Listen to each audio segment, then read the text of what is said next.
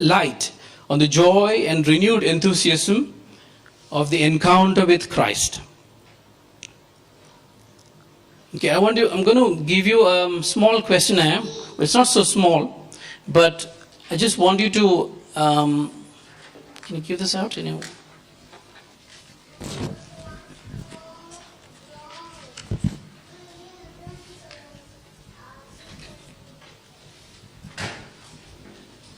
Don't worry, you're not going to answer all those questions today. We'll just do two from there. The rest is homework.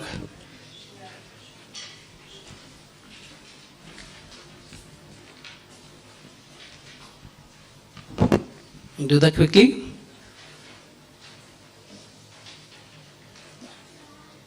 More? Just pass.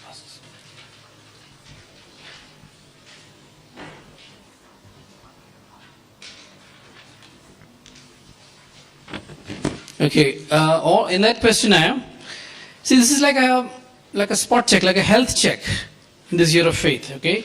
Because see, this year is all about not being a number in a baptismal registry somewhere in the corner of the world. That is not what our faith is meant to be. Therefore, if we take our faith seriously, then we need to examine ourselves exactly where we stand. Right? So that's the reason we have this long questionnaire. But what I want you to do is just answer two questions now. Personally, this is not a group thing. Okay, so be as frank as you can. Can you put a star, an asterisk next to question 2 and question 5? Those are just the two you're going to answer now. Okay, just 2 minutes each. In question 5, you can do it as in a scale of 1 to 10. Where do you stand? Where do you think you stand? Okay?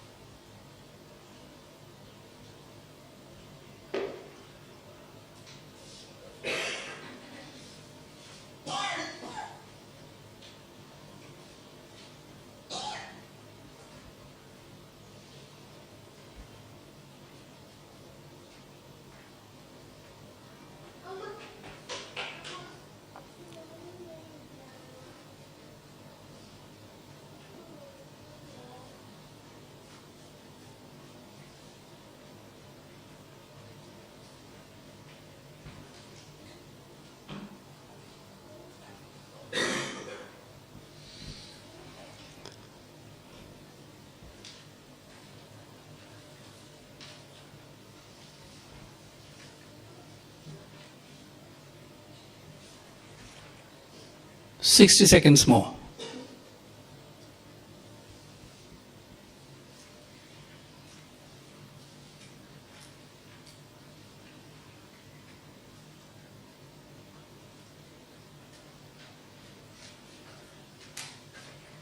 No group discussion, please.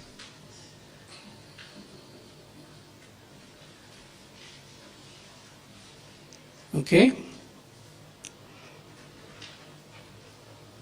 Okay, you can continue at home. I would like you to answer the rest of the questions at home. Please do that, because I couldn't limit it to 2 questions because it will be superficial, and this whole point of the year of faith is exactly the opposite. And to go deeper, you know. And so as you can see, this is a health check during the year of faith, because we are right in the middle of the year of faith. It ends in November 2013. Now it's clear that there is an unprecedented need for Christian witness in the world, right? Okay, guess what? God knows what He's doing. Okay? So we have the Pope praying for us. What do you know? We have 2 popes praying for us.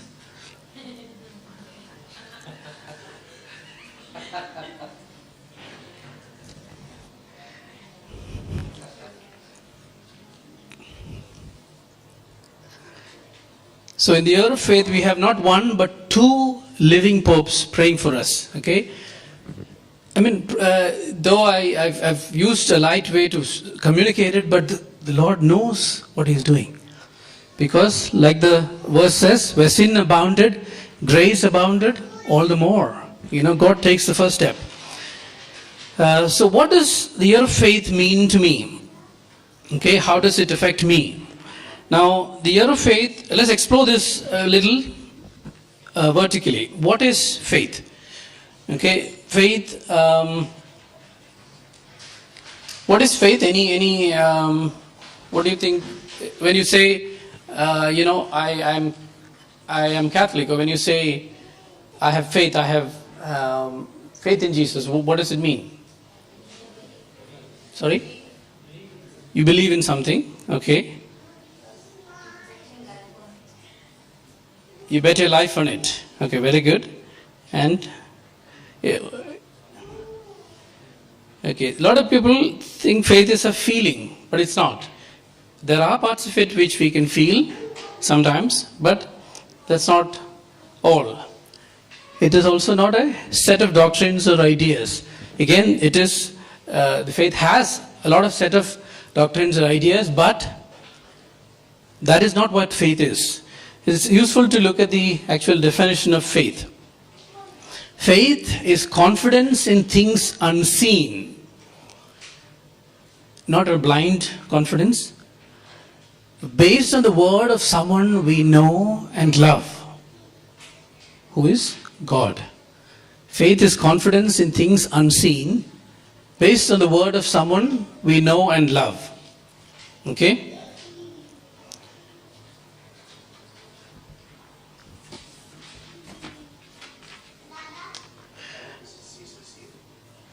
Must be. Yes, I'm guessing, because it sounds like it, isn't it? Yeah. Now, how can I live this year of faith fruitfully? Okay, you got that down? Faith is confidence in things unseen, based on the word of someone we know and love, who is God. Now, faith has 2 parts. Okay? This is Benedict XVI. He says, first part is that it is a gift from God. Okay? So God takes the first step. We have to be open to receive this gift, but He takes the first step. It's a gift He has given. So it's a gift from God. But that's not all. There's a second part for faith to be complete, faith to be efficient. There's a second part. It needs our commitment. Only then we can say, I'm a person of faith.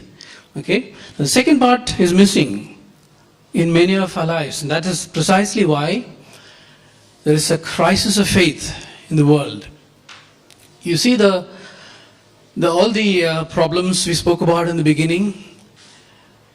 It is the product of a godless world. It's a product of a world where there is nothing beyond, there's nothing connected to the unseen, nothing which is above our carnal existence, nothing which is above our the world of touch and see. You see? So, the only connection, Pope Benedict says, I'm paraphrasing, the only connection such a world has to God is through us, people of faith. That's why it's so critically important. The only way to come out of that crisis is by us having this second part, by us living our faith, by committing to this free gift from God. Okay? Now, there are 3 parts to how we can live fruitfully the year of faith. Okay? The first is professing, second is celebrating, and the third is witnessing. How do I profess my faith? profess the faith with its fullness and with conviction. Fullness and conviction. Now, we live in a democratic world where, we have this politically charged debates about, human rights and all the rest. But what we often forget is when Jesus ascended into heaven, before doing that, he didn't say, guys, can we all come close together? Okay, 12 of you and the 72. Okay, can we have a show of hands?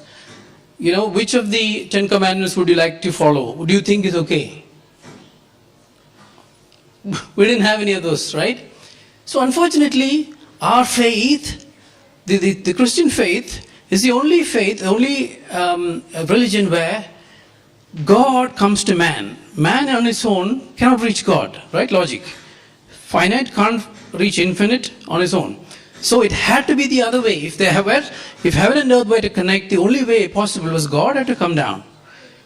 That happened only in Christianity. And when that did, ours is a revealed religion. The Son of God taught us what it is to be God-centric. That we can call God the Father. From there, right from there. So therefore, ours is a revealed religion. It was not by a majority show of hands. You see?